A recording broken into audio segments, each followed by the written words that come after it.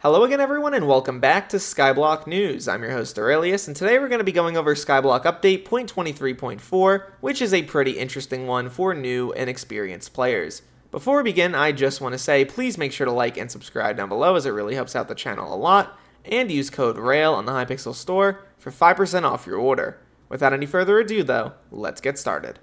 One of the bigger and more important things about this update is that we've gotten a new building in the hub, Abiphones & Co.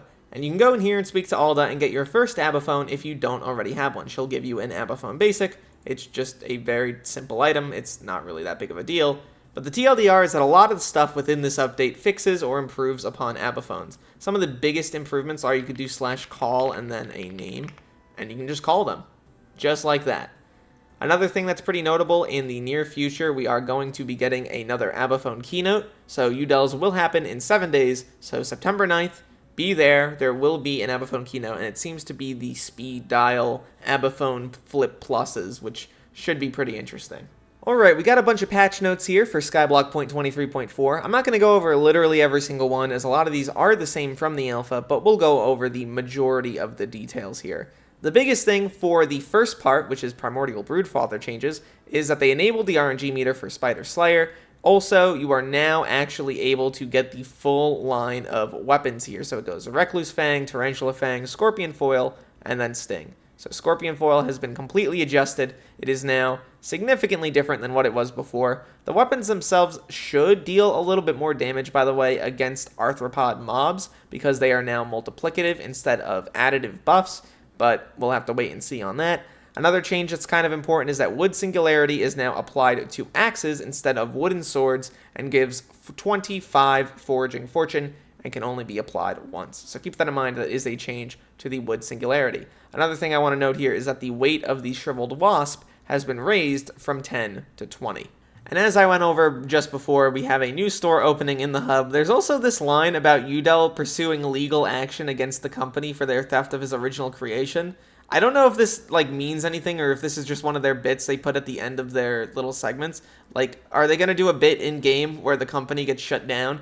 They also reference the fact that the store currently only sells XYZ, so is that going to change? I don't know. This is probably just a bit. I'm going to be real here. But do keep in mind, there is a new building in the hub. You should go check it out. And obviously there is the /call feature. There are also some other improvements here. They renovated the store in the Crimson Isle. They simplified the product offering that UDEL has, so you can find what you want faster. The pricing and features of older Abiphones have been lowered quite a lot. I think most of them are down 50%.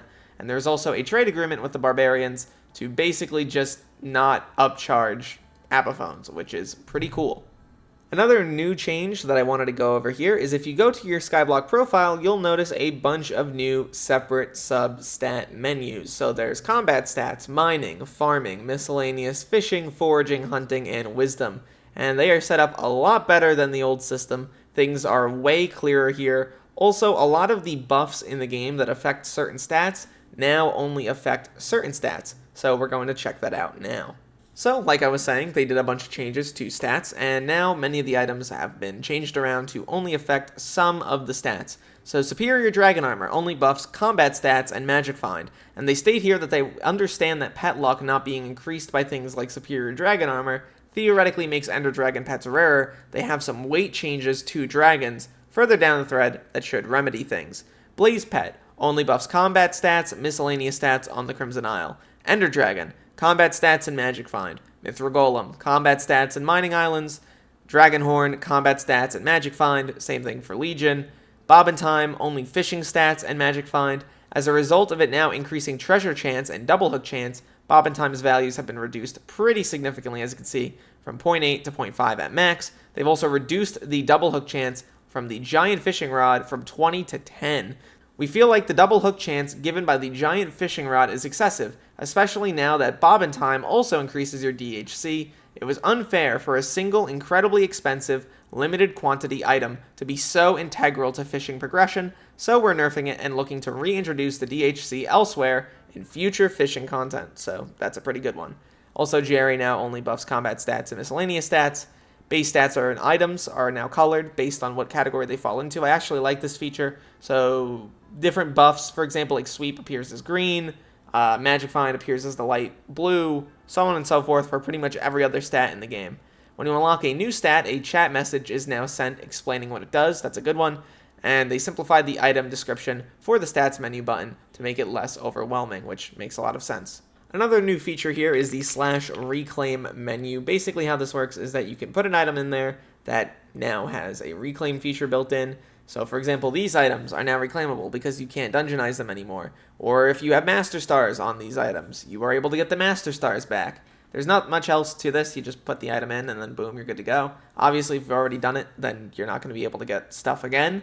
But if you need to utilize this system, you are now able to. Axe runes are another new cosmetic type which change the particle trail of axes when they are thrown. The fading white and fading green axe runes can be found rarely in tree gifts, so mangrove and fig gifts now have a chance of dropping these. They also plan on adding more in the near future, so stay tuned. I imagine that means either in the form of a fire sale or whenever they make the next island of Galatea. Next, we have a bunch of miscellaneous changes. The big one here for me is that Hina's Chapters is now fully included in the quest log system. You are now accessing it very, very easily from your menu. You can do /chapters as well, which is very, very nice. There's also a warp tailor to basically go there whenever you want if you want to go to Taylor. Vincent's menu is also a little bit different now. If you click on like a fire sale die, you'll go directly to Elizabeth. Also, the global sales of unlimited fire sale dies are now shown in his menu. Dragon weight table improvements. This one's going to be good. Epic Ender Dragon Pet has gone from 450 to 449. Aspect of the Dragons has gone from 450 to 447. Dragon Horn has gone from 452 to 448. Claw has gone from 451 to 446. And Scale has gone from 295 to 296. This should mean you get around 20% more Epic Ender Dragon Pets. It should be a net buff. So that is very, very nice. Some other changes here that are pretty notable. They've added a claim all button to the forge, which is pretty neat. They've also added mining fortune to each piece of glaciite armor. There's also no limit to the amount of suspicious scrap you can get in a glaciite mineshaft, but keep in mind, still has a drop rate every single time you get one.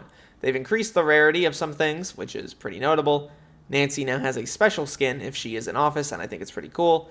There's also some name changes, so if you have like various vanilla items that are in 1.8, like clownfish, for example, now they display as tropical fish, which makes sense.